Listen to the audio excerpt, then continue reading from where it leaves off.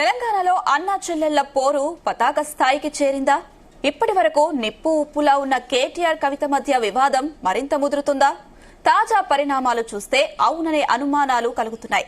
తాజాగా పరిణామం చూస్తే వీరిరువురు మధ్య దూరం బాగా పెరిగిందన్న అనుమానాలు వ్యక్తమవుతున్నాయి.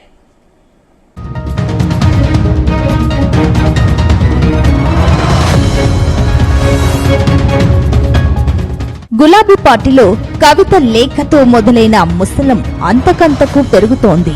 తాజాగా BRS working president KTR, Telangana Jagruthi అధ్యక్షురాలు కవిత మధ్య గ్యాప్ మరింత పెరిగింది.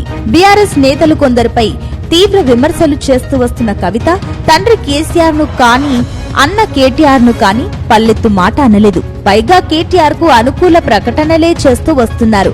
అయినా అన్నా చెల్లెళ్ల మధ్య దూరం పెరిగిందన్నది సుస్పష్టమవుతోంది.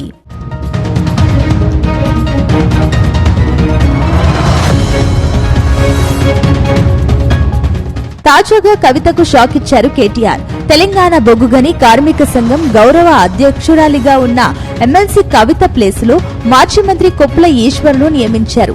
ఈ సంఘం కార్యవర్గ సమావేశంలో కొప్పుల ఈశ్వర్ ను ఏకగ్రీవంగా ఎన్నుకున్నట్లు ప్రకటించారు. కొప్పుల ఈశ్వర్ ఆధ్వర్యంలో తెలంగాణ బొగ్గుగని కార్మిక సంఘం కార్యకలాపాలను పార్టీ తరపున ముందుకు తీసుకువెళ్లేందుకు బీఆర్ఎస్ నిర్ణయం తీసుకున్నట్లు తెలుస్తోంది.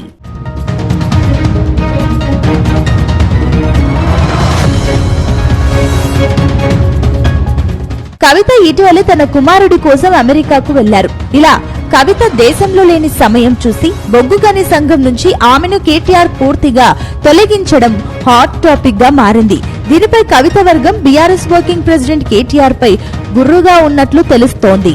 ట్రేడ్ యూనియన్ నిబంధనల ఉల్లంఘన చేశారని కవిత వర్గం ఆరోపిస్తున్నాయి. తెలంగాణ బొగ్గుగని కార్మిక సంఘం మరి జనరల్ బాడీ నిర్వహించకుండానే మరి కేంద్ర కార్యవర్గం పేరిట నిర్వహించి కవితక్క గారిని మరి గౌరవ అధ్యక్షురాల పదవుల నుంచి తొలగించడాన్ని తీవ్రంగా ఖండిస్తున్నాం. దానికి మరి మాకు నిజంగా బాధ అనిపించి రిజైన్ చేస్తున్నాము. తెలంగాణ బొగ్గుగని కార్మిక సంఘం కేంద్ర కోశాధికారిగా ఆ పదవికి రాజీనామా చేస్తున్నాను. ఎందుకంటే నాతో పాటు ఇక్కడున్న మా మిత్రులందరూ కూడా టీబీజీకేఎస్కి రాజీనామా చేస్తున్నాం. ఎందుకంటే ఈరోజు సింగరేణిలో సుప్రీంకోర్టులో కెట్టేసిన ఏ కేసును కూడా స్వీకరించేది లేదు. అలాంటి కేసుని మరి సీఎం కేసీఆర్ గారి దగ్గరికి తీసుకెళ్లి, సార్ మన సింగరేణి కార్మికుల గురించి మీరు మాట ఇచ్చిర్రు, వాళ్ళకి వారసత్వ ఉద్యోగాలు ఇవ్వాలా, అది ఏ విధంగా ఇవ్వాలా మరి అంటే మరి కేసీఆర్ గారి దగ్గరికి వెళ్ళి దమ్ము ధైర్యం ఉన్న వ్యక్తి ఆ రోజు కవితక్క గారు. కవితక్క గారు గౌరవ అధ్యక్షురాలు ఉన్నారు కనుకనే ఈరోజు మరి ప్రభుత్వంలో 10 సంవత్సరాల 19,424 ఉద్యోగాలు ఇచ్చినమంటే కారణం కవితక్క గారు. అసలు జనరల్ బాడీ మీటింగ్ లేకుండానే కొప్పుల ఈశ్వర్ ను పూర్తి స్థాయి అధ్యక్షుడిగా అలా ఎలా నియమిస్తారని ప్రశ్నిస్తున్నారు. కవితకు మద్దతుగా బొగ్గుగని కార్మిక సంఘం కేంద్ర కోశాధికారి రాజీనామా చేశారు. కవిత స్థానంలో కొప్పులను నియమించడంపై పార్టీ వర్గాల్లో గందరగోళం నెలకొన్నట్లు పొలిటికల్ సర్కిల్లో హాట్ టాపిక్ గా మారింది.